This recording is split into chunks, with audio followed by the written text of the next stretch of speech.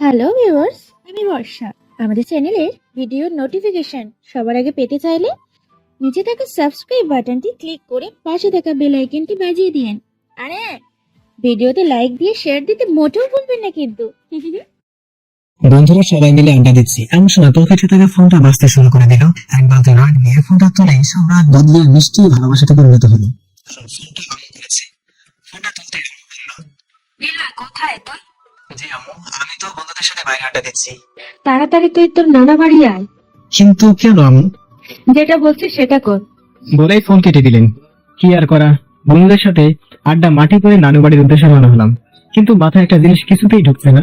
কাল রাতে আম্মু আর আব্বু মিলে নানুর বাসায় গেছে, জিজ্ঞাসা করাতেও কিছু বলে নাই। আর এখন হুট করে জরুরি তলব, এইসব ভাবতে ভাবতে নানুর বাসায় চলে আসলাম। বাসায় গিয়ে আম্মু বলে ডাকাতেই আম্মু রাফির রুম থেকে বেরিয়ে আসলেন। আম্মু, কি হয়েছে? তোমাকে দেখে এত চিন্তিত দেখাচ্ছে কেন?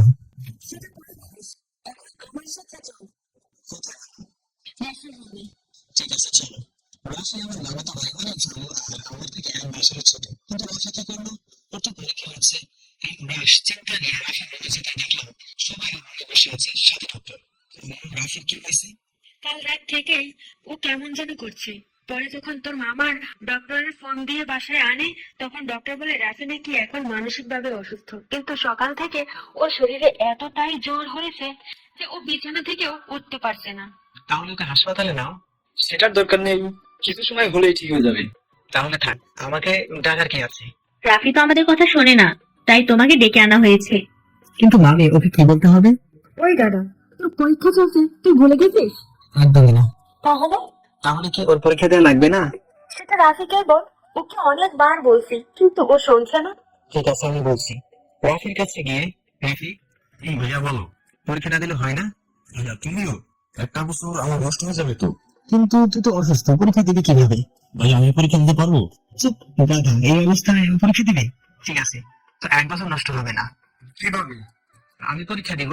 কথাটা বলার সাথে সাথে সবাই ভূত দেখছে, সবাই আমার দিকে এমন ভাবে তাকিয়ে আছে, মনে হচ্ছে আমি মঙ্গল গ্রহ থেকে আসা এলিয়েন।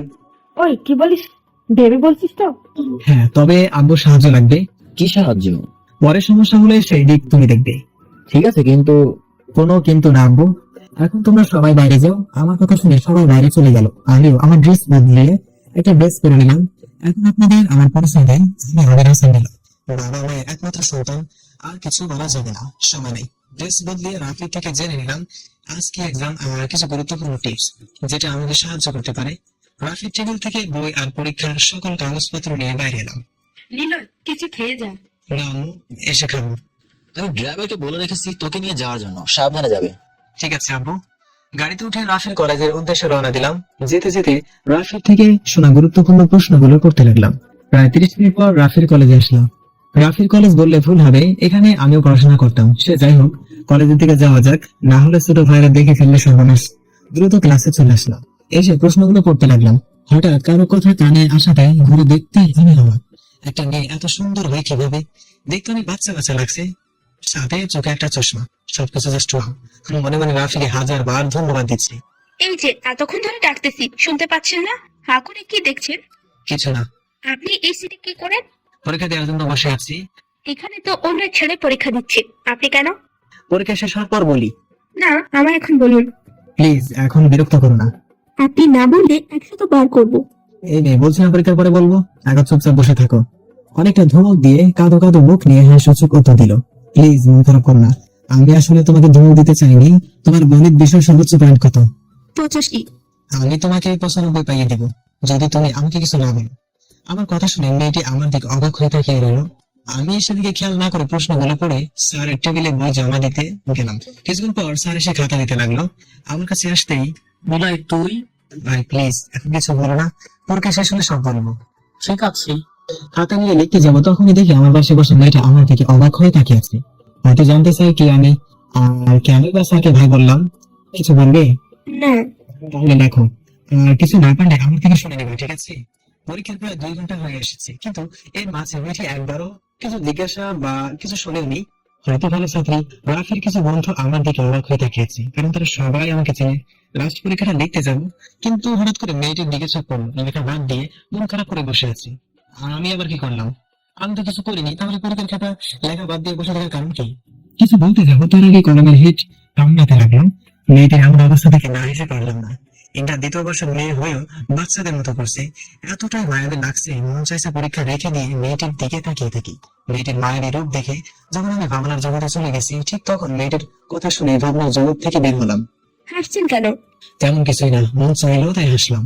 কত মার্ক কমপ্লিট করছো? 65। তাহলে বসে আছো কেন? লেখো তাড়াতাড়ি। আর মনে পড়ছে না, আপনি যদি ধমক না দিতেন তাহলে আরো করতে পারতাম। লাগো, ইনি কি বলে, আমার জন্য নাকি সে লিখতে পারছে না। তারপর হুট করে মনে পড়ে গেল মেয়েটিকে বলেছিলাম 95 মার্ক পাইয়ে দিব। এত কিছু না ভেবে মেয়েটির খাতা নিয়ে নিলাম। আরে আপনি আমার খাতা দিচ্ছেন কেন? লিখে দিব তাই। জীবনেও না, আমি আপনাকে আমার খাতা দিব না। কি হচ্ছে সব? চুপ করো। সরি স্যার, তুমি যদি এখন খাতায় লিখতে না দাও তাহলে আবার ধমক দিব। আমার কথা শুনে মেয়েটা চুপ হয়ে গেল। আমার আর 10 মার্ক আছে, এটা তুমি কমপ্লিট করে দাও। আমি তোমাকে সব বলে দিচ্ছি কেমন ভাবে কি করতে হবে, ঠিক আছে? জি। আমি আর কথা না বাড়িয়ে লেখা শুরু করলাম। লিখতে লিখতে হাত ব্যথা হয়ে গেছে। আর আপনারা ভাবছেন সঙ্গে এত লিখছি কিভাবে, সেটার কারণ হলো এর আগে এই পরীক্ষা দিয়েছি, সাথে আমি ইন্টার থেকে এই ক্লাসে পেয়েছি। যদিও আমি একটু ফাঁসি, কিন্তু পড়াশোনা ঠিকই করি। পরীক্ষা দেওয়া শেষ, মর্নিং বেলটাও পড়ে গেছে। হঠাৎ মেয়েটা আমাকে বললো, কত লিখবেন? তার সময় শেষ, আমার খাতা আমাকে দিয়ে দিন। আমি আর কোনো কথা না বলে তাকে খাতা দিয়ে দিলাম, কারণ আমার 30 মার্ক করা শেষ। যেটা ওয়াদা দিয়েছিলাম সেটা লিখেছি। ধন্যবাদ। কিছু বললে আমাকে? কই না তো। ও ঠিক আছে, পরীক্ষা শেষ। বাইরে এসে ইকবাল ভাই আমার স্যার এর সাথে কথা বলছি, এমন সময় মেয়েটি আমার সামনে চলে যাচ্ছিল। আমি আর ইকবাল ভাইয়ের সাথে কথা না বলে মেয়েটির পিছু নিলাম। মেয়েটিকে যে একটু ডেকে কথা বলবো সেটাও হয়ে ওঠেনি, কারণ মেয়েটির নাম এখনো জানি না। এই মেয়ে দাঁড়াও, কাছে গিয়ে এই যে মিস কানা, এতক্ষণ ধরে ডাকছি, কথা কানে যায় না? আমি আপনার কথা শুনবো কেন? আমি রাখছি তাই। কে আপনি? তোমার হবু স্বামী। কি? আমার সাথে চলো। না, আপনার সাথে আমি কোথাও যাবো না। বলছি না চলো। বললাম তো যাবো না। একবার না বললে আবার দেখো। তারপর খারাপ মেয়েটি আর হাত দিয়ে মাথা নিচু করে দাঁড়িয়ে আছে। সাথে কিছু ছেলে মেয়ে আমাদের দিকে তাকিয়ে হাসছে, যেটা দেখে আমার খুব বিরক্তি লাগছিল। তাই সবাইকে উদ্দেশ্য করে বললাম, যদি কারো থাপ্পড় খাওয়ার ইচ্ছা না থাকে তাহলে সবাই এখান থেকে চলে যা, না হলে সবাইকে পিটাবো। আমার কথা শুনে সবাই চলে যেতে লাগলো। মেয়েটির দিকে তাকাতে মনের ভিতরে চিনচিন ব্যথা অনুভব করলাম, কারণ মেয়েটি কান্না করছে। তার থেকে বড় কথা, মেয়েটির গায়ে লাল হয়ে গেছে, যা দেখতে খুব খারাপ লাগছে। মেয়েটির চশমাটা করে চোখের জল মুছে দিয়ে বললাম, আমি আসলে মারতে চাইনি, তুমি যদি আমার কথাটা শুনতে তাহলে মারতাম না। এখন চলো। তারপর মেয়েটিকে নিয়ে গাড়িতে উঠলাম। আচ্ছা, তোমার নাম কি? জান্নাতুল বাবা, ডাকনাম জান্নাত। বাহ, সুন্দর নাম। তোমার বাসা কোথায়? কলেজের উত্তর পাশে যে একটা ফ্ল্যাট আছে সেটা আমাদের। তোমরা একাই থাকো? না, নিচতলায় ভাড়াটে থাকে। তোমার বাসায় কে কে আছে? আব্বু, আম্মু, ছোট বোন আর আমি। ওয়াও, আমার তাহলে একটা শালিকাও। ম্যাডাম, নাম এসে গেছি। জান্নাত কিছু না বলে নেমে গেল। হয়তো ভাবছে যদি কিছু জিজ্ঞেস করে আবার যদি মারি, সেই ভয় পেয়ে ওকে দেখতে কিছুটা ভীতু দেখাচ্ছে, কিন্তু ওর এই মায়াবী রূপ সাথে মুখের ভয়ে ছায়া, যা আমাকে বারবার ওর মায়া জড়িয়ে যেতে সাহায্য করছে। জানি না ওর মধ্যে কি প্রভু কি এমন লুকিয়ে দিছে, কিন্তু আমি খুঁজে পাচ্ছি না। জান্নাত আমার সামনে এসে দাঁড়াতে আমি বললাম, চল আমার সাথে। তারপর জান্নাতকে সাথে নিয়ে নানু বাড়ির ভেতরে ঢুকলাম। আমাকে দেখেই রোহান, রাফিজ ছোট ভাই, ক্লাস 3-তে পড়ে, বলল, ভাইয়া, এই আপুটা কে? তোর জানতে হবে না, চল আমার সাথে। কোথায় ভাইয়া? রাফির রুমে। ভাইয়াকে তো হসপিটালে নেওয়া হয়েছে। কেন? আবার সুস্থ হয়েছিল, তাই ডক্টর আঙ্কেল হসপিটালে নিয়ে যেতে বলেছিল, কিন্তু কোন হসপিটালে নেওয়া হয়েছে আমি জানি না। ঠিক আছে, তুই থাক, আমরা গেলাম। বলে জান্নাতকে সাথে নিয়ে গাড়িতে উঠালাম। আম্মুকে ফোন দিয়ে কোন হাসপাতালে নেওয়া হয়েছে সেটা জেনে আমি নিজে গাড়ি ড্রাইভ করতে লাগলাম। প্রায় 30 মিনিট পর হসপিটালে এসে পৌঁছালাম। দেখলাম আম্মু, মামি আর মামা বাইরে বসে আছে। আমি তাদের কাছে যেতে আম্মু জান্নাতকে দেখে বলল, নীলয়, এই মেয়েটাকে? আম্মু, ও জান্নাত রাফির সাথে পরীক্ষা দিছে। আর জান্নাত, ইনি হলো আমার আম্মু, তোমার হবু শাশুড়ি মা। কথাটা শোনার পর জান্নাত অগ্নি দৃষ্টি নিয়ে আমার দিকে তাকালো। সেদিকে আমি না তাকিয়ে মামিকে বললাম, রাফির কি অবস্থা? এখন একটু ভালো। ঠিক আছে, তোমরা বাইরে থাকো, আমি জান্নাত ভেতর থেকে আসছি। জান্নাতকে সাথে নিয়ে রাফির বেডের কাছে গিয়ে বললাম, একে চেনো, ডিয়ার হবু বউ? খবরদার, আমাকে আর হবু বউ বলবেন না, বললে কিন্তু আমি আত্মহত্যা করব। থাকলি নাকি তুমি? সেটা চাই বলেন। হয়েছে, এখন একে দেখো। রাফিকে দেখি। চিনি, ইনি রাফি, যে আমার সাথে। এখন চলো, তোমার বাসা থেকে আবার চিন্তা করবে। জান্নাতকে আর কিছু বলার সুযোগ না দিয়ে বাইরে চলে আসলাম। বাইরে এসে আম্মু, মামি আর মামার সাথে কথা বলে জান্নাতকে নিয়ে গাড়িতে উঠালাম। কিন্তু জান্নাতকে এমন ভাবে যেন তাকিয়ে আছে, হয়তো কিছু বলতে চাইছে। কিছু বলবে? যদি বকায় না মারেন তাহলে বলতে পারি। ঠিক আছে, বলো। কিছু বলবো না। ওনার কি হয়েছে? একটু মানসিক ভাবে অসুস্থ, সেই জন্য ওর পরিবর্তে আমি পরীক্ষা দিচ্ছি। যেন রাফির একটা বছর নষ্ট না হয়। ও জান্নাতের সাথে কথা বলতে বলতে জান্নাতের বাসায় সামনে আসতে আমাকে থামতে বললো। আমি এক পাশে থামতেই জান্নাত নেমে বাসায় চলে যেতে লাগলো। কেউ কাউকে সাহায্য করলে ধন্যবাদ বলতে হয় আমি বলি না। বলেই দৌড়ে বাসার ভিতরে চলে গেল। আমিও আর সেখানে না থেকে বাসার উদ্দেশ্যে রওনা দিলাম। বাসায় এসে মামাকে ফোন দিয়ে বললাম রাফির সবগুলো পরীক্ষা আমি দিব। রাফির অবস্থার কথা চিন্তা করে মামাও আর না করলো না। পরীক্ষার রুমে ঢুকে দেখতে পেলাম জান্নাত সিটে বসে আছে আর কি যেন আনমনে ভেবেই চলেছে।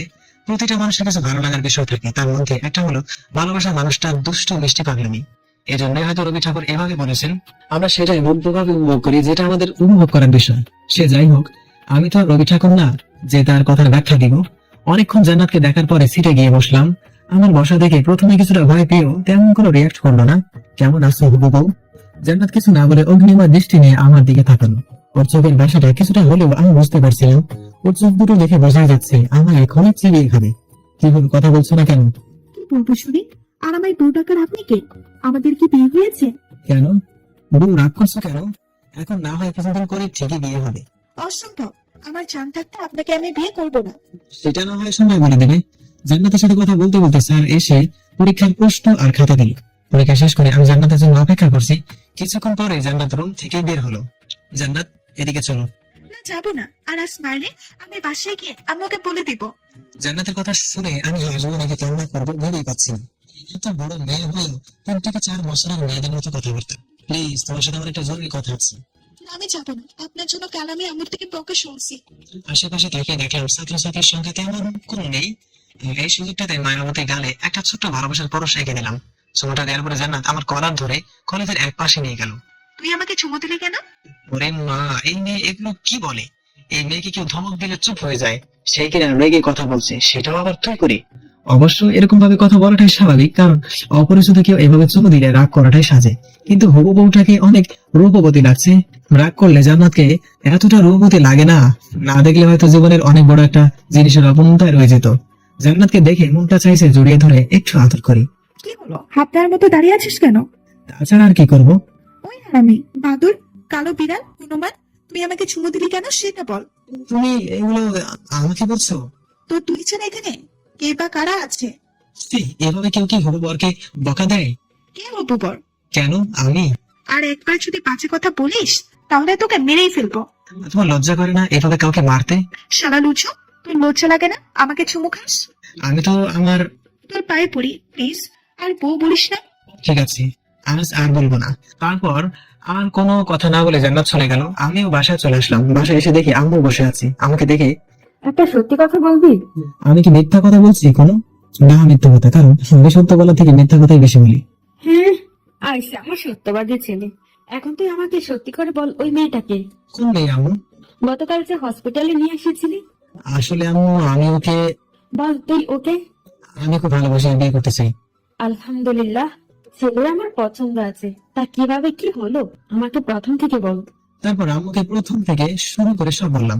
আর আম্মুকে এটাও বললাম যে আমি জান্নাতকে খুব তাড়াতাড়ি বিয়ে করবো, কিন্তু জান্নাত যেন এই বিষয় না জানতে পারে। পরের দিন পরীক্ষার হলে বসে আছি আর বোরিং হচ্ছে, কারণ জান্নাত এখন আসেনি। তাই চোখ বন্ধ করে নিচের দিকে তাকিয়ে আছি। হঠাৎ আমার পাশে কাউকে অনুভব করলাম, তাকে দেখলাম জান্নাত বসে আছে। কিন্তু আজ একটু মন খারাপ লাগছে। যে কেউ আজ জান্নাতকে দেখে বলে দিবে আজ ওর মন খারাপ। জান্নাত, তোর কি মন খারাপ? কি হলো বলো? আজ জিরি অ্যাক্সিডেন্ট করছে। জেরিকে? আমাদের বাসার বিড়াল। বিড়াল? কেউ বিড়ালের জন্য নাকি মন খারাপ করে, সেটা আবার পরীক্ষার হলে?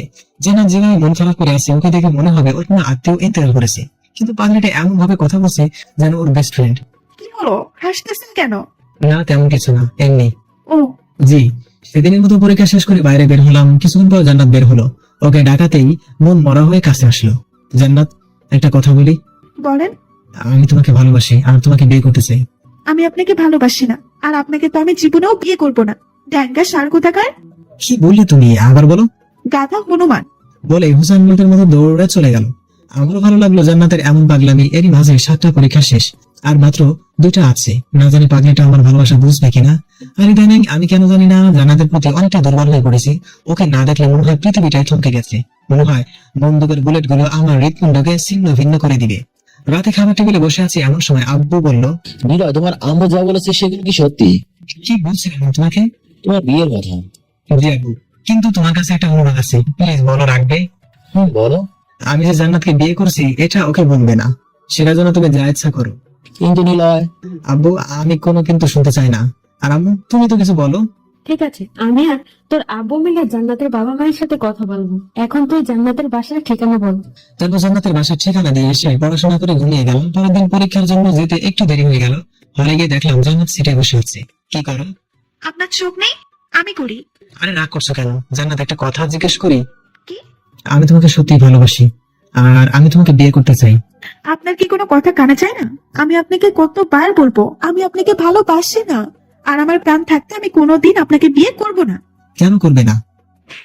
তোর সাহস কি করে হয় আমাকে স্পর্শ করার, ছোট লোক জানোয়ার? আমি বুঝতেই পারিনি জান্নাত এরকম কোনো কাজ করবে। আশেপাশে তাকিয়ে দেখলাম সবাই আমার দিকে অবাক হয়ে তাকিয়ে আছে। রাফির কিছু বন্ধু যারা আমাকে চেনে তারা আমার দিকে আসতে চাইলেও হাত দিয়ে বারণ করি যেন তারা না আসে।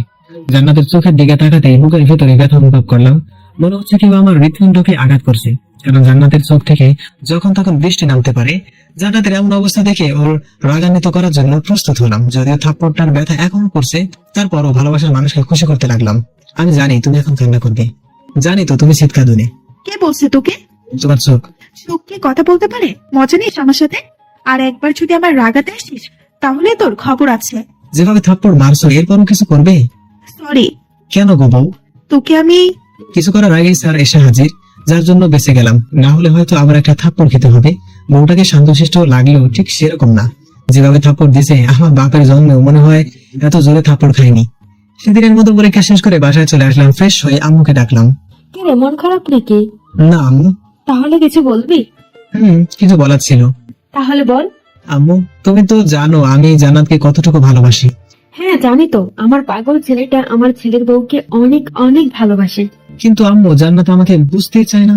কেন বুঝতে চাই না সেটা কারণ জিজ্ঞেস করেছিস কখনো জান্নাতকে? কি জিজ্ঞেস করবো? শুধু থাপ্পড় দেয়। আম্মু তুমি হাসছো কেন? তো নয়তো কি করবো? তোর মতো পাগল ছেলেকে থাপ্পড় মারা কি কম কথা? আম্মু ঠিক আছে, এখন বল আমাকে কি করতে হবে? কিছু টিপস দাও। তারপর আম্মু থেকে কিছু টিপস নিয়ে ঘুমিয়ে গেলাম। পরের দিন অর্থাৎ শেষ পরীক্ষা দিতে কলেজে চলে আসলাম। পরীক্ষার হলে ঢুকতে দেখতে পেলাম জান্নাত আজ অনেক হাসি খুশি। মনে মনে সৃষ্টিকর্তাকে হাজারবার ধন্যবাদ দিলাম, কেননা আম্মুর থেকে কিছু টিপস কাজে লাগাতে হবে। জান্নাতের কাছে যেতে আমাকে অবাক করে দিয়ে জান্নাত বলল, আপনার সাথে আমার কিছু কথা আছে। বলো। না এখন না, পরীক্ষা শেষ হলে বলবো। জান্নাতকে এত হাসি খুশি দেখে আমারও কেন জানি না অনেক ভালো লাগছিল। তাই জান্নাতকে বললাম ঠিক আছে। পরীক্ষা শেষ করে বাইরে দাঁড়িয়ে আছি, এমন সময় জান্নাত এসে আমার সামনে দাঁড়ালো। বলো কি বলবে? অনেকটা আগ্রহ প্রকাশ করে কথাটি জিজ্ঞেস করলাম। আমার বিয়ে ঠিক হয়ে গেছে। কি তুমি আমাকে মিথ্যা বলছো তাই না? আপনাকে মিথ্যে বলে আমার কি লাভ? বরং আমার তো আরো ভালো লাগছে আপনি আমার পিছু নেওয়া বাদ দেবেন, আমাকে আর চালাতে পারবেন না, আমার সাথে আর কথা বলবেন না। এক কথায় আমি এখন অনেক খুশি। জান্নাতের কথাগুলো কেমন যেন বুকের বাঁ পাশে এসে খুব জোরে জোরে আঘাত করছিল। তাই ওকে কথা থামাতে বলে আমি বাসায় চলে আসলাম। জান্নাতের কথা শুনে যতটা খারাপ লাগছিল তার থেকে দ্বিগুণ খারাপ রাগ হচ্ছিল আব্বু আম্মুর প্রতি। বাসায় এসে ইচ্ছা মতো সবকিছু ভাঙতে শুরু করে দিলাম। এটা অবশ্য নতুন না, এর আগে অনেকবার ভেঙেছে। আজ একটু বেশি রাগ হচ্ছিল কারণ তারা আমার সব কথা রাখে, কিন্তু আজ কেন তারা আমার একটা চাওয়া পূরণ করতে পারলো না। এইসব ভাবতে ভাবতে যখন দেয়ালে থাকা আমার একটা ছবিতে বাড়ি গেছি, অমনি ছবিতে থাকা কাজ এসে হাত কেটে গেল, যার জন্য আর কিছু ভাঙতে পারলাম না। নিজেকে এমনটা দুর্বল লাগছিল। কাটা হাত দিয়ে ঘুম যখন ভাঙলো দেখলাম আব্বু আম্মু আমার পাশে বসে আছে, আমার হাতে ব্যান্ডেজ করা। যখন উঠতে যাবো তখন আব্বু বলল, কি হয়েছে তোমার? এমন পাগলামো করছো কেন? কি হলো বল, কেন করছিস এমন? আব্বু আমি তোমাদের কাছে কি চেয়েছিলাম? কি চেয়েছো? আর তুমি কি চেয়েছো আমরা দেইনি? এমন কি জিনিস আছে? জান্নাত। জান্নাতের কি হয়েছে? জান্নাতের বিয়ে ঠিক হয়ে গেছে। তার মানে তুই জান্নাতের বিয়ের কথা শুনে এসব ভাঙচুর করা শুরু করেছিস? তাছাড়া কি করবো? নুলার মা, আমি শিওর তোমার ছেলে পাগল হয়ে গেছে। মানে কি বলতে চাইছো তুমি? ঠিক তো বলছে, তুই একটা পাগল। আম্মু। চুপ, তুই জানিস জান্নাতের কার সাথে বিয়ে ঠিক হয়েছে? না। আরে গাধা, তোর সাথে জান্নাতের বিয়ে ঠিক হয়েছে, সেটাও ওর সামনের মাসের 3 তারিখে। কিন্তু জান্নাত যে বললো। তুমি নিজেই তো বারণ করছিলাম যেন আমরা কেউ জান্নাতকে না জানাই। আব্বু আম্মুর কথা শুনে মন চাইছে এখনই লুঙ্গি পরে ডান্স শুরু করি, কিন্তু আব্বু আম্মু পাশে থাকা কিছু করতে পারলাম না। আব্বু আম্মুকে জড়িয়ে ধরে হাজারবার চুমু খেলাম, সাথে কিছু পাম মারলাম। আম্মু আমাকে খাইয়ে দিয়ে চলে গেল। আমিও ভাবতে লাগলাম বিয়ের পর জান্নাতকে কিভাবে জ্বালাতন করা যায়। আমাকে কষ্ট দেয় তুমি হাড়ে হাড়ে টের পাইবা শোনাবো। দেখতে দেখতে আমাদের বিয়ের দিনটাও কাছাকাছি চলে এলো। কাল আমাদের বিয়ে, সাথে জান্নাতকে জ্বালাতন করার প্রথম দিন শুরু হবে। আমাকে কি বলেছিলে আমাকে এই জীবনেও বিয়ে করবে না? এবার বুঝবা শোনা আমি কি করতে পারি। রুমের ভিতরে আলমোনা এসব ভেবে চলেছি, পুরো বাসা হইচইয়ের মতো মেতে আছে। রাফি এখন সুস্থ, আর সবার আনন্দ করাটাও স্বাভাবিক। দেশের নামকরা বিজনেসম্যান এয়ার কোম্পানির এমডি স্যারের ছেলের বিয়ে বলে কথা। রাফি এসে ডাকাতে ওর সাথে ছাড়ে গেলাম, দেখলাম সব হারামি বন্ধুরা বসে আছে। কিরে শালা, ভাবিকে তো পেয়ে গেলি। কেন, আমার কি পাওয়ার কথা ছিল না? তুই চাওয়ার পরও পাবি না, এমন জিনিস আমার মনে হয় পৃথিবীতে তৈরি হয়নি। তারপর ওদের সাথে অনেক আড্ডা দেওয়ার পর রুমে এসে ঘুমিয়ে গেলাম। পরের দিন আম্মুর ডাকে ঘুম ভেঙে গেল, ঘুম থেকে উঠে ফ্রেশ হয়ে নিচে গেলাম। আরে নিলয় বাবু যে, কি খবর? আমার তো বিন্দাস, তোর কি খবর? এই তো চলছে। দেশে আসলি কবে? রাতের ফ্লাইটে। তা তোর বইয়ের নাম কি রে? জানাতুল মাওয়া। খুব সুন্দর নাম। নীলার সাথে কথা বলে শেষে রুমে চলে আসলাম। আর হ্যাঁ, আপনাদের তো বলাই হয়নি নীলাকে। নীলা হলো আমার আম্মুর বড় বোনের মেয়ে, মানে আমার খালাতো বোন। নীলা আর ওর পরিবারে কানাডা থাকে।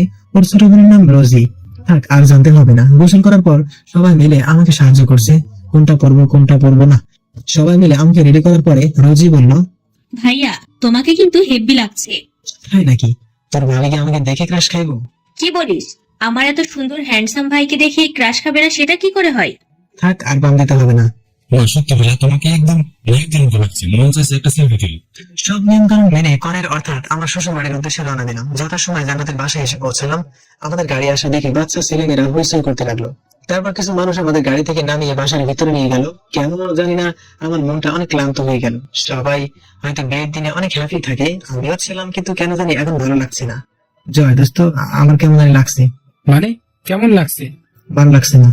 শালা বুঝতে পারছি, এখন ভাবির সাথে কথা বলবি তাই তো? আরে তেমন কিছু না। থাক, আর বলা লাগবে না, আমি দেখছি কি করা যায়। তারপর জয় আর মেহেদি চলে গেল। 5 মিনিট পরে আমাকে ওরা দুজন মিলে একটা রুমের ভিতরে দিয়ে গেল আর বলল, আমরা বাইরে অপেক্ষা করছি, কথা বলে আয়। আমি আর কিছু না বলেই রুমের ভিতরে গেলাম। দেখলাম জান্নাত বসে আছে। এখন আর কেন জানি না খারাপ লাগছে না। হয়তো জান্নাতকে দেখার জন্য এই মনটা ব্যাকুল হয়েছিল। কত সুন্দর চুপচাপ বসে আছে, হয়তো আমাকে এখনো দেখেনি। দেখলে এতক্ষণ মনে হয় থাপ্পড় খেতে হতো। সো মিসেস নীলয় কেমন আছেন? কথাটিগুলোর সাথে সাথে জান্নাত আমার দিকে তাকালো। ওর তাকানোর মাঝে অনেকটা খুব বিদ্যমান ছিল। হয়তো ভাবছে আমি এখানে কেন। আপনি এখানে? তাহলে কে থাকবে? মানে? কেন বিশ্বাস হচ্ছে না? বিশ্বাস না হলে তুমি তোমার আম্মুকে এখন জিজ্ঞেস করো। কিছুক্ষণ চুপ থাকার পর জান্নাত কান্না করতে লাগলো। এরপর যে রুম থেকে কান্না করতে করতে বেরিয়ে আসতে চাইলো, কিন্তু সেটাতে আর সফল হয়ে ওঠা হলো না। কোথায় যাচ্ছ? আমি এই বিয়ে করবো না। তোর মতো চিটার লম্পটকে আমি জীবনেও বিয়ে করবো না। তাহলে এখন কি করবে শুনি? আব্বুকে গিয়ে বলবো আমি এই বিয়ে করতে পারবো না। সব চাইলে কি হয়? তোমার আব্বুর সম্মানের কথা একবারও ভাববে না? আমি জানি তুমি এমনটাই করতেই, তাই তো এরকম একটা গেম খেলতে হলো। কারণ তোমার যে জেদ, যার কাছে সবাই কোপকাত। কিন্তু শোনাবো, এখন যে তোমার আর কোনো জেদকে সফল করতে পারবে না। নিজের মনে মনে এই কথাগুলো ভাবছি। এমন সময় জান্নাত আবার কান্নাকাটি শুরু করে দিল, যে আমার কাছে খুবই খারাপ লাগছিল। তাই বন্ধুদের সাথে করে সেখান থেকে চলে আসলাম। কিছুক্ষণ পর কিছু ছেলে মেয়েরা জান্নাতকে নিয়ে আসলো, কিন্তু এখন জান্নাতকে একদম বাজে দেখাচ্ছে। চোখের কাজে মুখ চলেছে আর চোখটা লাল হয়ে রয়েছে। মনে হচ্ছে আমাকে দেখার পর থেকে শুধু কান্নাই করছে। কিন্তু বালিটাকে কি করে যে বোঝাবো খুব ভালোবাসে তোমাকে। জান্নাতকে এভাবে দেখে নিজের মধ্যে কারো পরে বিরক্তই কাজ করলো। কোনো ভুল করছি না তো? নিজেকে প্রশ্ন করছি, কিন্তু কোনো উত্তর পাচ্ছি না। যত সময় আমাদের বিয়েটা হয়ে গেল, শুনেছি বাসর রাত সবার জন্য স্বপ্নের আর রোমান্টিক হয়, কিন্তু আমার জন্য মোটেও তাই হচ্ছে না। প্রায় 30 মিনিট ধরে বাসর ঘরে দাঁড়িয়ে আছি, আর ওদিকে বউ আমার বিছানার উপর বসে কান্না করছে। কান্না করছে তো করছে, থামার নাম গন্ধ কিছু নাই। কত শখ ছিল সিনেমা হিরোদের মতো করে বাসর ঘরে ঢুকবো, বউ আমাকে দেখে সালাম করবে, তারপর আমরা গল্প করব, কিন্তু তার হলো না। কেন যে কান্না করছে কিছু বুঝতেই পারছি না। আরো কিছুক্ষণ দাঁড়িয়ে থাকার পরে জান্নাতের কাছে গেলাম। কান্না করছে কেন? কি হলো বলো? খবরদার আমার পাশে বসবি না। অনেকটা রাগ দেখিয়ে কথাটি বললো। জান্নাতের এমন চেহারা দেখে ভয় পাওয়ার মতো। জান্নাত আমার দিকে যেভাবে তাকিয়ে আছে তা দেখে আমার 1 নাম্বার পেয়ে যাওয়ার মতো অবস্থা। তারপরেও বললাম, তুমি এভাবে রাগ করছো কেন? তোকে কি বললাম? একটাও কথা বলবি না। আরে আমি কি করেছি বলবে তো? কি করেছিস মানে? তুই আমাকে জোর করে বিয়ে করলি কেন? জোর করেছি মানে?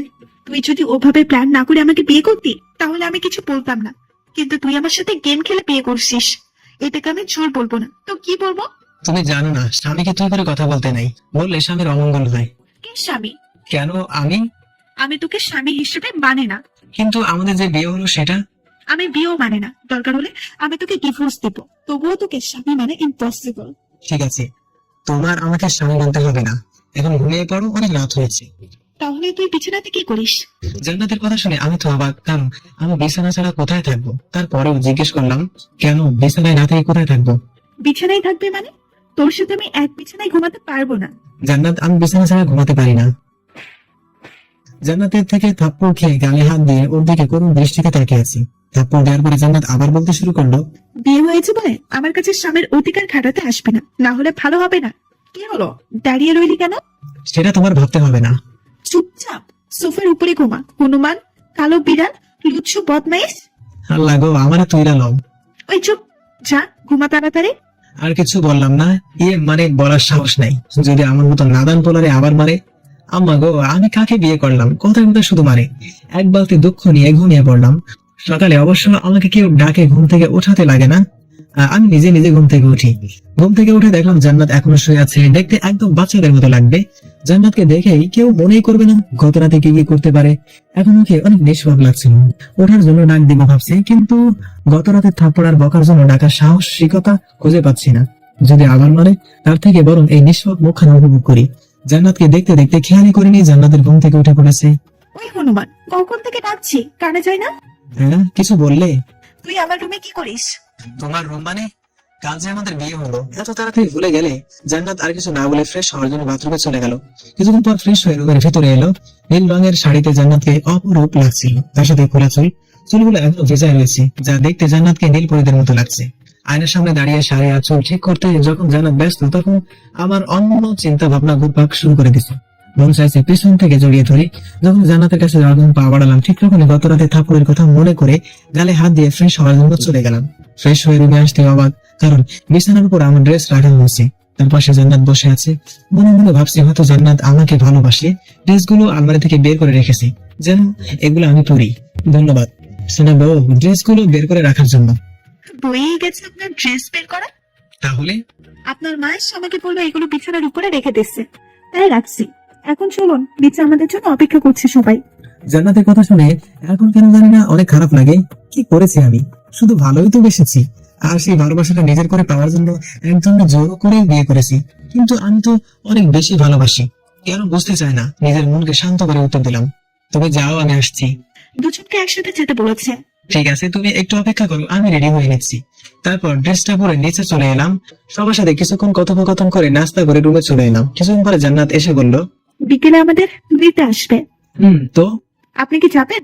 হ্যাঁ, যাবো। হনুমান কোথাকার কোনো কিছুতেই না বলে না। কি বললে? কিছু না। বউটাও হয়েছে, কখনো তুই আবার কখনো আপনি, না জানি মাথার কোন তার ছেঁড়া। শান্তশিষ্ট থাকাতে অনেক কিউট লাগলেও একদমই কিউট না, পেতনি একটা। সর্বদা শুধু বকা আর মার খেতে হয়।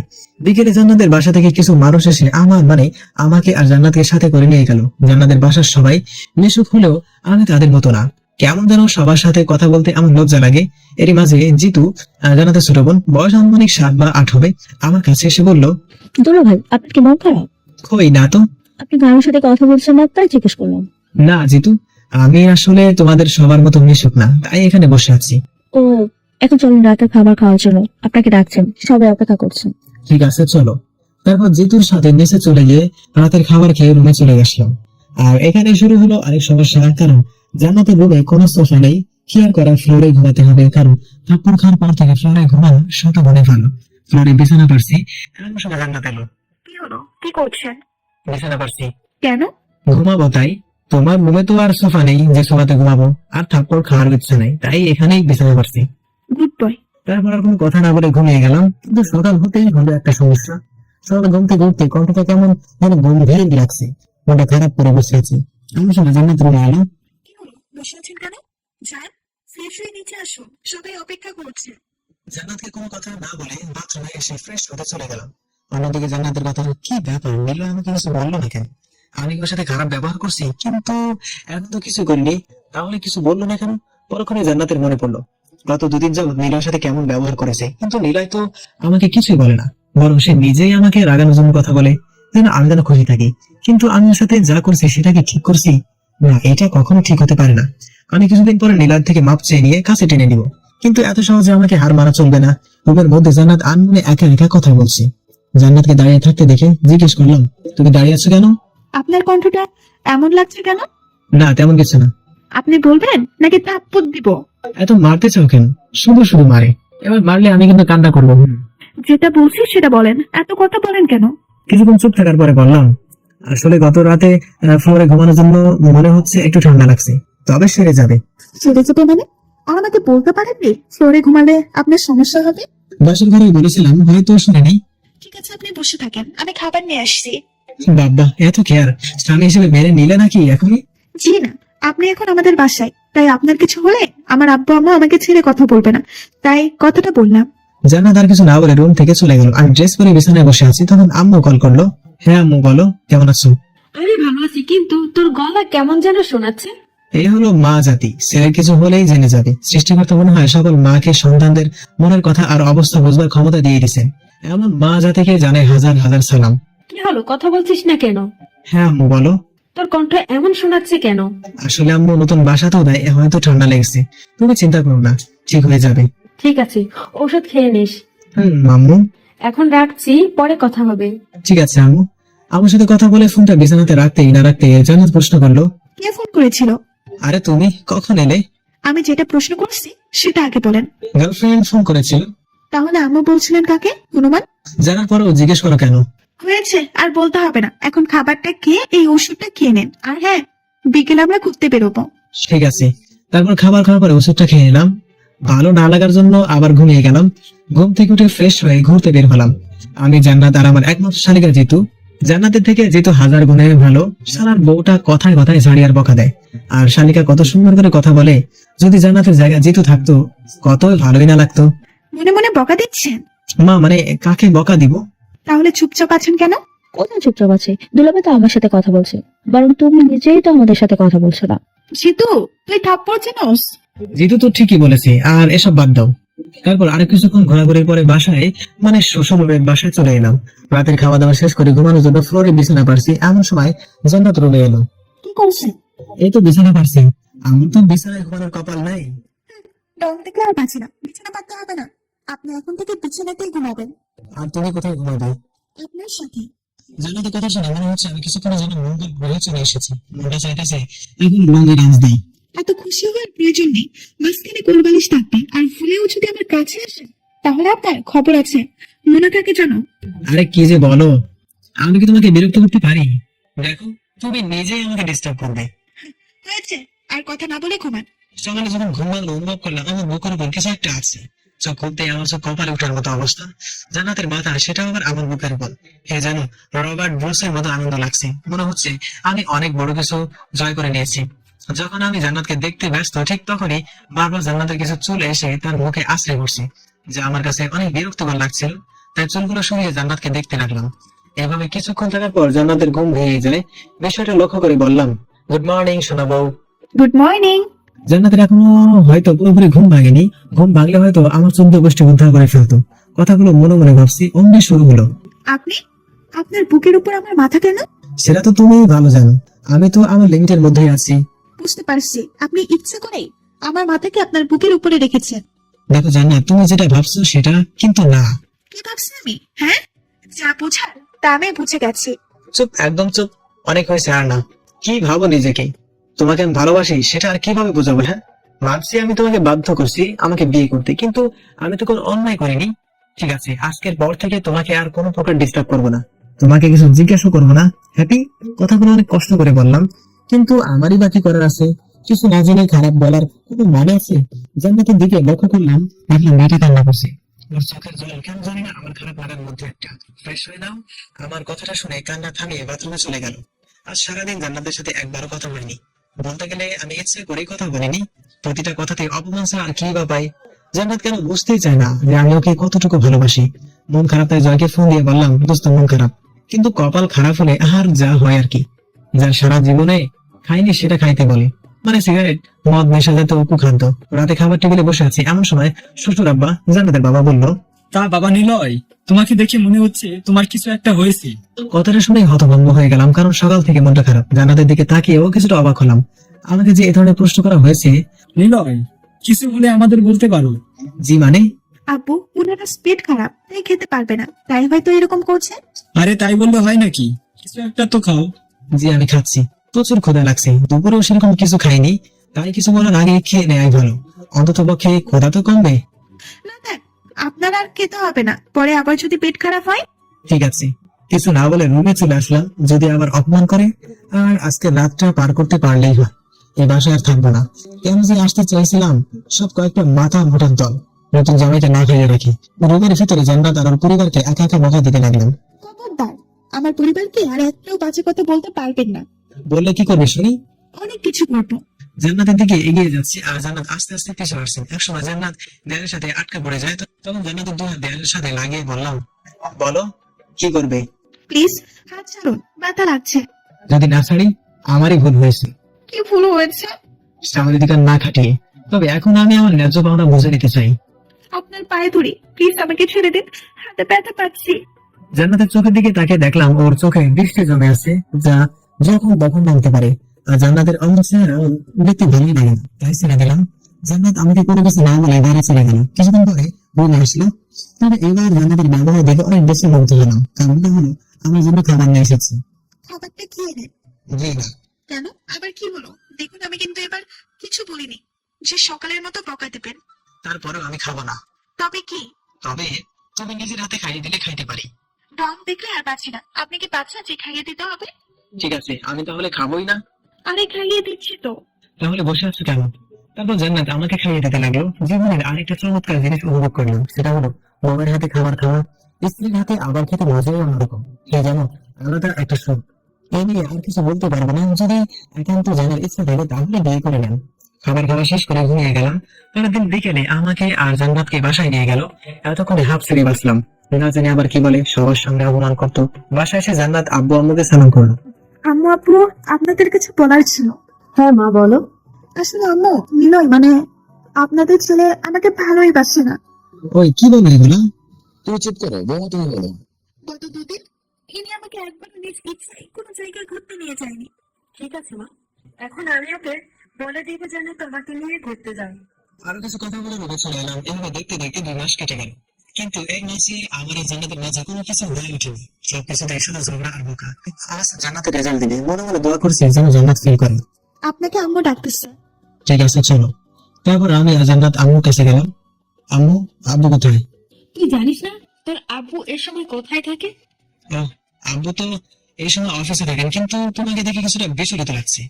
জান্নাতের রেজাল্ট দিছে। ও, এই ব্যাপার, নিশ্চয়ই ফেল করছে। তুমি চিন্তা করো না আম্মু, ওকে দিয়ে কোনো কিছু হবে না। দাদা, জান্নাত 4.95 পেয়েছে। আল্লাহ, আমি এসব কি শুনতেছি? আম্মু গো, তুমি আমারে কি বললা? এই মেয়ে তো এখন আমারে পাগল করে ফেলবে। এমনিতে মাথা 2টা তার কাটা। এখন না জানি আমার কি খাবে। আল্লাহ আমাকে বাঁচাও। কি হলো, কথা বলছেন না কেন? আমি রুমে যাবো। তুই অপেক্ষা কর, তোর জন্য পুরস্কার আছে। কি পুরস্কার আম্মু? ওই আগের মতো 10 বার।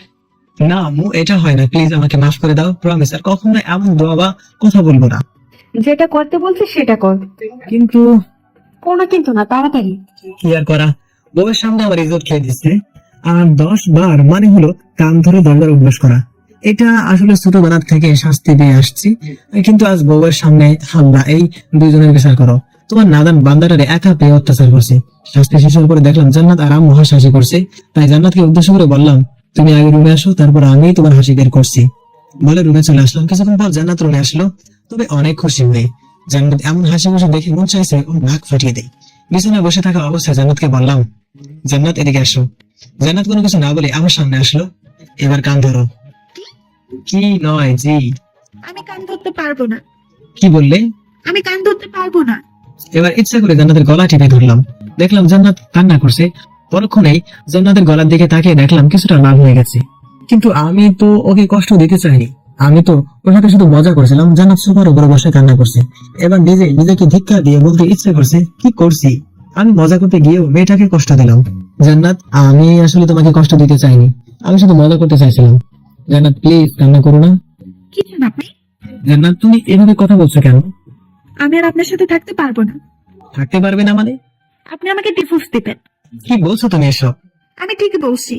বলে চোখ মুছতে মুছতে রুমের বাইরে চলে গেল। কি হচ্ছে আমার সাথে এসব? এইটুকুতেই জান্নাত রেখে গেল। কিন্তু আমি তো শুধু মজা করতে চাইছিলাম। না, মাথা কাজ করছে না। বাজার চলে আসলাম। ঘোরাঘুরি করে রাত 12টার সময় বাসায় গেলাম। কলিং বেল বাজাতেই আম্মু দরজা খুলে দিল, সাথে শুরু করে দিল, এত রাত অব্দি কোথায় ছিলি? আর তোর ফোন বন্ধ কেন? কি হয়েছে? না কিছু না। কি হয়েছে নিলয়, বল আমাকে। আম্মু কিছু হয়নি, এমনি ভালো লাগছে না। আম্মুকে আর কিছু বলার সুযোগ না দিয়ে রুমে চলে আসলাম। এসে দেখি জান্নাত ঘুমিয়ে আছে। কিছুক্ষণ ওর দিকে তাকিয়ে থাকতে থাকতে কখন যে চোখ দিয়ে জল গড়িয়ে পড়ছে বুঝতেই পারিনি। কেমন যেন মাথাটা ধরে আসছে, মনের ভিতরে বিষণ্ণতা ভরপুর করছে। সোফার উপর বসে পড়লাম। জান্নাতের কথাগুলো এখনো কানে শুনতে পারছিলাম। ডিভোর্স, জান্নাত আমাকে এতটাই ঘৃণা করে যার কারণে আমাকে ডিভোর্স দিয়ে দিবে। হয়তো আমি ওর জন্য নয়, আমি ওর যোগ্যই নয়। ঠিকই তো, আমি ওকে বাধ্য করেছি আমাকে বিয়ে করতে। এটা তো জোর করে বিয়ে করা বোঝায়। ঠিক আছে, আমি তোমার জীবন থেকে চলে যাব, শুধু তোমার একার জীবন থেকেই নয়, সবাইকে ছেড়ে চলে যাবো অসীম দেশে, যেখান থেকে চাইলেও কেউ ফিরে আসতে পারবে না। আজকে কিছুটা বাদ মানছে না, সে কখন থেকে জল পড়ে চলেছে। উঠে দাঁড়িয়ে জান্নাতের মাথার কাছে বসলাম। কেমন নিষ্পাপ ছেলেটা, আর তাতেই কিনা আমি কষ্ট দেই। জান্নাতের মাথায় হাত দিয়ে বললাম, জানো জান্নাত, আপনি অনেক খারাপ, অনেক পচা, শুধু শুধু তোমাকে কষ্ট দেয়। তোমাকে কত কিছু বলতাম, তোমার মাথার তার নাকি কাটা, কতটা বড় হেসে দিলাম। আবার বলতে শুরু করলাম, জানো জান্নাত, আমি তোমাকে ছাড়া কখনো থাকতে পারবো না, আর তোমার কথাও শুনতে পারবো না। জানো, তুমি যখন আমাকে অপমান করতে খুব খারাপ লাগতো, কিন্তু পরক্ষণে যখন মজা করতে তখন সব খারাপ লাগা হারিয়ে গিয়ে ভালোবাসা খুঁজে পেতাম। তোমার কোনো দোষ নেই, সব দোষ আমার। আমি হয়তো তোমার যোগ্য ছিলাম না, হয়তো এখনো না, আর আমার মনে হয় পরবর্তীতে আমি তোমার যোগ্য হতে পারবো না। এটুকু বলেই থেমে গেলাম। ভেতর থেকে আর কথা বের হচ্ছে না, অনেক কষ্ট লাগছে, আর কথা বলতে পারছি না। জান্নাতের কপালে একটা চুমু খেয়ে পাশে ঘরে চলে আসলাম, কারণ আমি জানি জান্নাতকে আমি যত দেখবো ততই আমি দুর্বল হয়ে পড়বো। তো মনে মনে ঠিক করলাম 6 মাস পরে আমার জান্নাতকে ডিভোর্স দিয়ে দেবো। বিছানার সময়টা এনে দিতেই ঘুমিয়ে পড়লাম। ঘুম ভাঙতেই গেল, চোখ খুলে দেখলাম আব্বু, আম্মু আর জান্নাত পাশে দাঁড়িয়ে আছে। জান্নাতের দিকে তাকিয়ে দেখতে পেলাম জান্নাত কান্না করছে। হয়তো গতকালের ঘটনাটা এখন মনে করে কান্না করছি। আমি কিছু বলতে যাবো, তার আগে আব্বু বললো, ভাইয়া, তোমার এমন অবস্থা কি করে হলো? মানে কি হয়েছে আমার? কি হয়েছে মানে? তোর হাতে যে স্লাইনের সুস লাগানো, সেটার প্রতি খেয়াল আছে? কি হয়েছে বাবা তোর? প্লিজ আমাদের বল। এতক্ষণ খেয়ালই করে নাই আমার হাতে সুচ লাগানো, কিন্তু আমার হঠাৎ এই অবস্থা, আমি নিজেই অবাক হচ্ছে। কি হয়েছে আমার? আম্মু, আমার কি হয়েছে? সেটা তো আমরা তোর থেকেই শুনতেই চাইছি। মানে কি বলতে চাইছো তুমি? তোর কিসের এত চিন্তা, যার জন্য তোর এই অবস্থা? মানে আজ সকালে যখন জান্নাত আমাদের ডেকে এই রুমে নিয়ে আসলো, তখন তোকে ডাকার পরেও তুই কোনো রেসপন্স দিচ্ছিলি না। তাই ডক্টরকে ফোন দিয়ে আসতে বলে তোর বাবা। ডক্টর এসে বলল তুই নাকি অতিরিক্ত চিন্তা করছিস, তাই তুই নাকি মানসিক ভাবে অসুস্থ। এখন বল, তোর কি হয়েছে? আম্মু, আমার কিছু হয়নি, তুমি একদম চিন্তা করো না। আর এখন তোমরা যাও, আমি একটু বিশ্রাম করবো। আমার কথা শুনে আব্বু আম্মু চলে গেল। জান্নাত আমার দিকে করুন আর্তনাদে তাকিয়ে আছে। জান্নাত, আমি আসলে সরি, তোমার সাথে জোর করে বিয়ে করার জন্য। আমি তোমাকে সত্যি অনেক বেশি ভালোবাসি। জান্নাত কিছু না বলে দৌড়ে রুম ত্যাগ করলো। দুদিন বাসা থেকে রেস্ট নিলাম, এখন অনেকটা সুস্থ মনে হচ্ছে। নিচে এসে দেখি আব্বু আর জান্নাত বসে আছি। আমাকে দেখি আব্বু বলল, নীলা, আমি চাই এখন থেকে তুমি আর মানে আব্বু? মানে জান্নাতকেও তোমাদের ভার্সিটিতেই ভর্তি করানো হয়েছে। কিন্তু আব্বু, বিয়ের পরেও? বিয়ে হয়েছে তো কি, তোকে যেটা বলা হয়েছে সেটা করবি বেশ। আমি কিছু বললাম না। জান্নাত হয়তো নিজে পড়াশোনা করতে চাই, যেখানে জান্নাতের পুরো ভবিষ্যৎ পড়ে আছে। মনে বলার সাহস পেলেও মুখে বলার সাহস নেই। কেন বলবো আমি? জান্নাত তো আমাকে সহ্য করতে পারে না, আর সেখানে আমার কিনা কথা তার ভালো লাগবে বলে মনে হয় না। আব্বু আমার সাথে কথা বলে রুমে চলে আসলাম। পরের দিন ভার্সিটি যাওয়ার জন্য রেডি হচ্ছি, এমন সময় জান্নাত হাতে একটা চিরকুট নিয়ে আমার সামনে এসে দাঁড়ালো। কিছু বলবে? জান্নাত কিছু না বলে হাতে থাকা চিরকুটটা দিয়ে বাথরুমে চলে গেল। জান্নাতের ব্যবহার দেখে অনেক অবাক হলাম। কিছু না ভেবে চিরকুটটি পড়ার জন্য খুলে ফেললাম। লেখা ছিল, একটু অপেক্ষা করুন, আমি রেডি হয়ে নিচ্ছি, তারপর একসাথে যাব। কথাগুলো পড়ে হতাশ হয়ে পড়লাম। আমাকে তুমি এতটাই ঘৃণা করো, যার জন্য সামান্য কথাটা অব্দি বলতে পারলি না? চিরকুটটা হাতে নিয়ে এসব ভাবছি, এমন সময় জান্নাত এলো। ওকে সাথে করে নিয়ে এলাম। আব্বু আম্মুর সাথে কথা বলে ভার্সিটির উদ্দেশ্যে রওনা হলাম। বাসা থেকে ভার্সিটির দূরত্ব কম হওয়ায় তাড়াতাড়ি চলে এলাম। তারপর জান্নাতকে তার রুমটা দেখিয়ে দিয়ে বন্ধুদের কাছে এলাম। সবাই মিলে আড্ডা দিচ্ছি, এমন সময় দেখলাম জান্নাত আমাদের দিকে আসছে।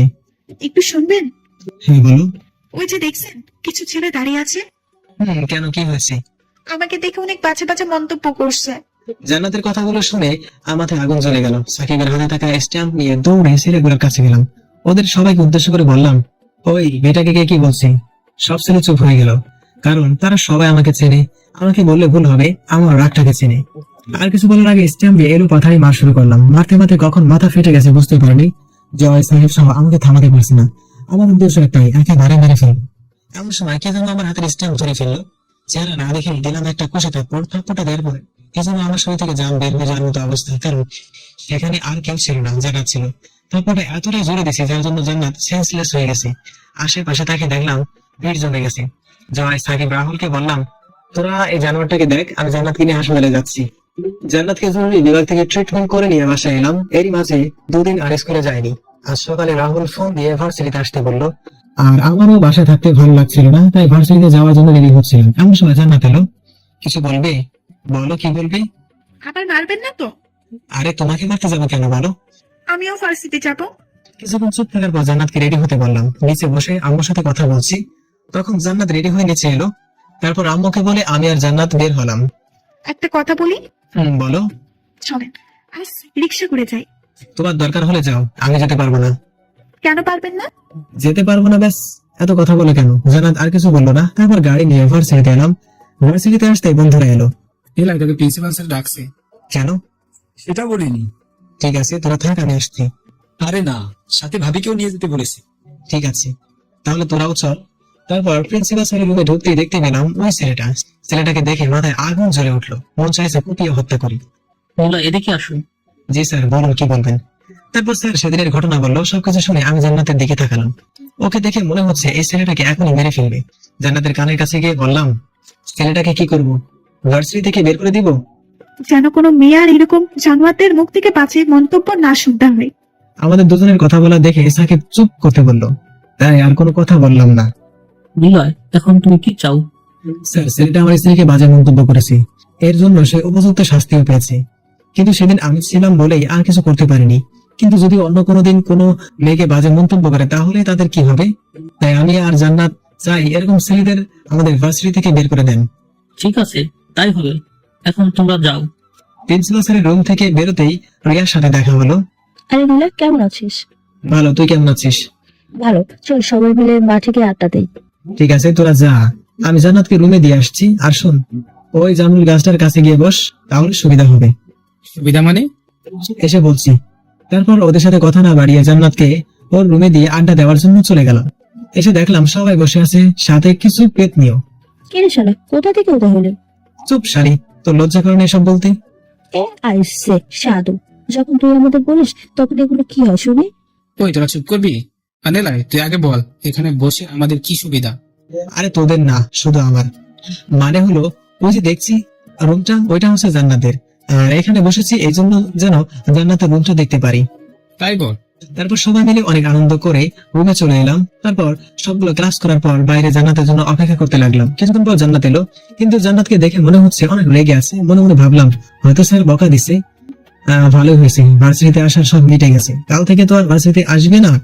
ভালোই হয়েছে, এসব ভাবছি আর মুচকে আসছি। গাড়ির সামনে এসে জান্নাতকে বললাম, গাড়িতে ওঠো। কি হলো, ওঠো। রিক্সা ছাড়া যাবো না। জান্নাতের কথা শুনে মনটা চাইতেছে ধরে একটা আছাড় মারি। নিজেকে স্বাভাবিক করে বললাম, রিক্সা না গেলে হয় না? থাক তুই তোর গাড়ি নিয়ে, আমি চললাম। বলে সামনের দিকে হাঁটা ধরলো।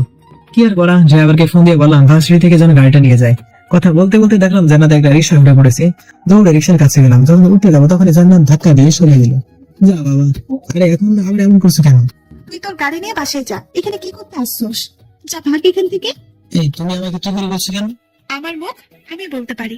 জান্নাতের কথা শেষ হতেই আমি রিক্সায় উঠে বসলাম। তারপর রিক্সাওয়ালা মামাকে বললাম চালাতে। এখন বলো, তুমি রাগ করছো কেন? কি হলো বলো? খবরদার আমাকে স্পর্শ করবি না। ঠিক আছে, আমি তাহলে নেমে যাচ্ছি। একদম না, চুপচাপ বসে থাক। তাহলে বলো কি হয়েছে? আমার দিকে জান্নাত কিছুক্ষণ তাকিয়ে থাকার পর কান্না করে দিল আর বলতে লাগলো, তুই এমন কেন? হ্যাঁ, কি কথা থাকে ওই মেয়েদের প্রতি? ওই আমার সাথে তো কখনো অনেকক্ষণ বসে থাকিস না, আমার সাথে তো কখনো হেসে কথা বলিস না, তাহলে ওই মেয়েদের প্রতি তোর কি এমন কথা থাকে যে এত হাসাহাসি করিস? কি ভেবেছিলেন? কিছু না। তার আগে বলো, তুমি বলো, আমি অন্য মেয়ের সাথে কথা বললে তোমার খারাপ লাগে কেন? আমার মানে আমার না লাগলে কার লাগবে? তার মানে তুমি? হ্যাঁ, আমি তোমাকে অনেক ভালোবাসি সেই বিয়ের পর থেকে, কিন্তু বলিনি। যখন আপনি আমাকে মজা করার সময় গলা টিপে ধরেন তখন আমার অনেক কষ্ট হচ্ছিল, তাই এইসব বাজে কথা বলেছিলাম। কিন্তু আপনি যখন বাসায় আসছিলেন না তখন অনেক কান্না করেছিলাম। রাতে যখন আপনি বললেন আপনি আমাকে ছেড়ে চলে যাবেন তখন যেন আমার অনেক কান্না করতে ইচ্ছে করছিল, কিন্তু করিনি। সেদিন রাতের এক মুহূর্তের জন্য কিছু এক করতে পারিনি। পরের দিন যখন আপনাকে ডাকার জন্য ওই রুমে যাই তখন দেখে আপনি শুয়ে আছেন। অনেক ডাকার পরেও যখন উঠছিলেন না তখন আমি অনেক ভয় পেয়ে গেছিলাম। সেই জন্য আম্মু আপুকে ডেকে আনি। আর আপনার সাথে কথা বলতে চাইনি, কারণ আপনি যদি আমাকে মারেন কারণ আপনার অনেক রাগ। আর যখন ওই ছেলেটাকে মারলে তখন আপনাকে সব সত্যি বলতে চেয়েছিলাম, কিন্তু আপনি উল্টো আমাকে থাপ্পড় দিয়ে হসপিটালে পাঠানোর ব্যবস্থা করেন। আর শুনুন, আমি এসব ডিভোর্স নিতে পারবো না, কিন্তু আপনি যদি আমাকে মারেন তাহলে আমি একদম আবার আপনার পাশে চলে যাবো।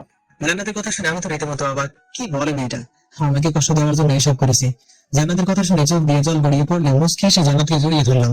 ঠিক আছে পাইলি, আর কখনো তোমাকে কষ্ট বা মারবো না, শুধু আদর করবো। মনে থাকে যেন, আর যদি আপনি কখনো কষ্ট দেন তাহলে তোমার খবর আছে। কিন্তু তুমি আমাকে আপনি না তুমি করে বলবে। দুটোই বলছি, এখন থেকে তুমি বলবো। তারপর জান্নাতের সাথে কথা বলতে বলতে বাসায় চলে এলাম। রিক্সা থেকে নেমে বললাম, জান্নাত আমার কাছে তো টাকা নাই। মিথ্যা কথা বললাম। তো আমি কি করব? আমি কি তোমাকে বলেছি রিক্সায় উঠতে বলেছি?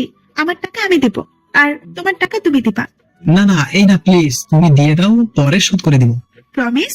হ্যাঁ গো বউ। তারপর জান্নাত টাকা দিয়ে বাসার ভিতরে চলে এলাম। রাতের খাবার খেয়ে ঘুমাতে যাবো এমন সময় জান্নাত এলো, আমাকে দেখেই বললো, একটা কথা বলি, হ্যাঁ বলো। কাল কোথাও ঘুরতে বের হলে কেমন হয়? ভালো, তবে এখন আমার কিছু কথা তোমাকে রাখতে হবে। যদি বলো তাহলে যাব। ঠিক আছে, বলো। জান্নাতের কাছে আসতে বলে কিস করতে লাগলাম। প্রথমে জান্নাত ছাড়াতে চাইলো, পরে আর বারণ করার চেষ্টা করেনি। দুজনে চলে গেলাম ভালোবাসার অচিন সমুদ্রে। তারপর জান্নাতের কপালে একটা ভালোবাসার পরশ এঁকে দিয়ে ঘুমিয়ে পড়লাম। পরের দিন ঘুম থেকে উঠে দেখে জান্নাত এখনো শুয়ে আছে। এই ফাঁকে জান্নাতের মলিন গালটাতে একটা কিস করলাম। আমি গালে হাত দিয়ে বসে আছি। জান্নাত কিছু না বলে আমার কোলে বসে লিপ কিস করতে লাগলো, কিন্তু হঠাৎ করে আমাকে ধাক্কা দিয়ে বিছানায় ফেলে দিয়ে বাথরুমে চলে গেলো। কিছুক্ষণ পর জান্নাত এসে ফ্রেশ হয়ে রুমে এলো। যাও, ফ্রেশ হয়ে নাও।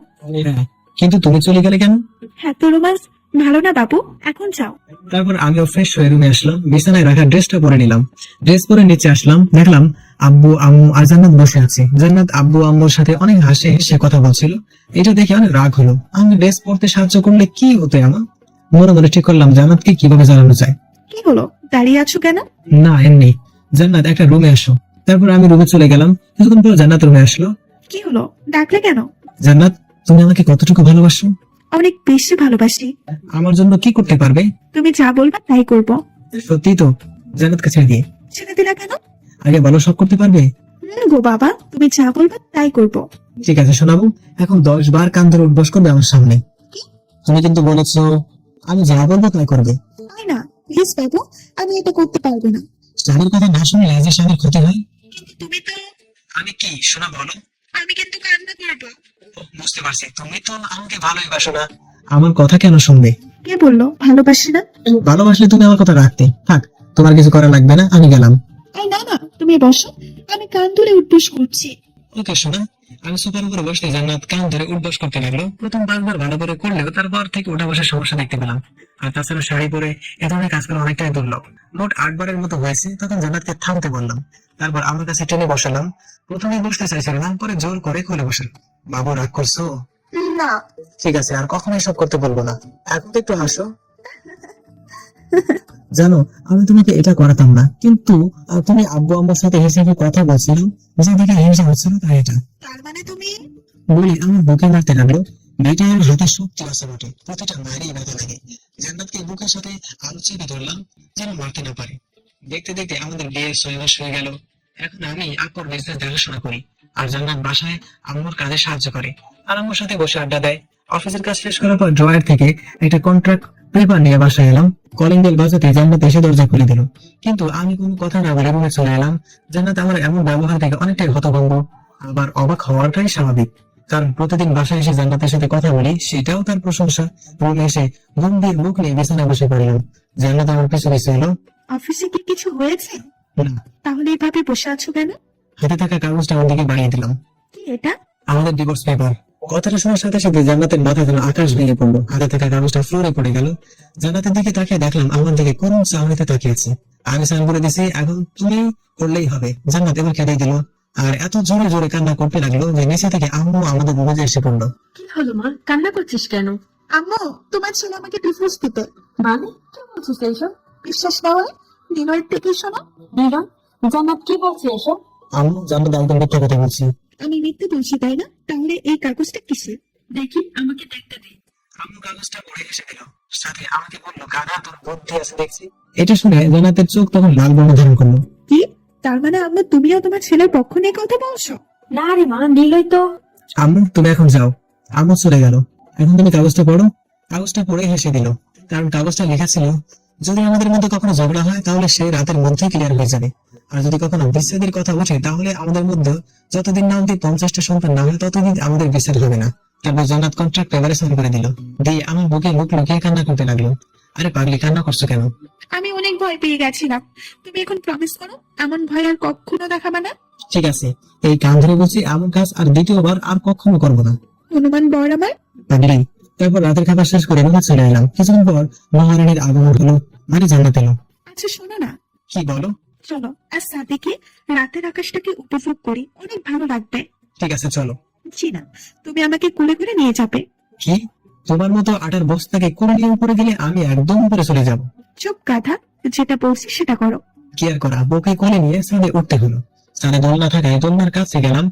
আগে জান্নাত দোলনার উপরে বসলো। তুমি আমার কোলে মাথা রেখে শুয়ে পড়ো।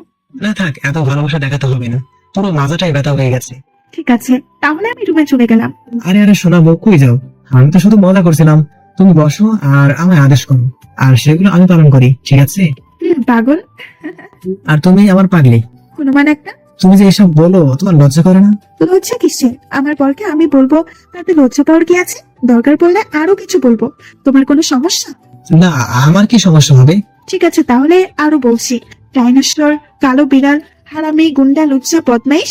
আরে কিছু বলবে তার আগে জান্নাতের মুখ বন্ধ করে নিলাম। আপনারা আবার ভাবেন না হিস করছি, হাত দিয়ে মুখ চেপে ধরছি যেন আর বলতে না পারে। জান্নাত কিছুক্ষণ চেষ্টা করার পরেও যখন পেরে উঠছিল না, ঠিক সেই সময় হাতে কামড় দেয়। কামড় দিলে কেন? 100 বাদ দিব, তুমি আমার মুখ চেপে ধরে রাখবে আর আমি তোমাকে কিছু বলবো না। এটা কি হয় শোনো? দেখো তো হাত কি হয়ে গেল। ও আমার বাবু তাহলে। আচ্ছা কাছে আসো, এখন তোমায় একটু আদর করি। না থাক, আমার আদর লাগবে না। আরে আসো তো আগে। থাক, আপনাদের আর জানতে হবে না। আর তাছাড়া আমার লজ্জা লাগছে। আল্লাহ হাফিজ।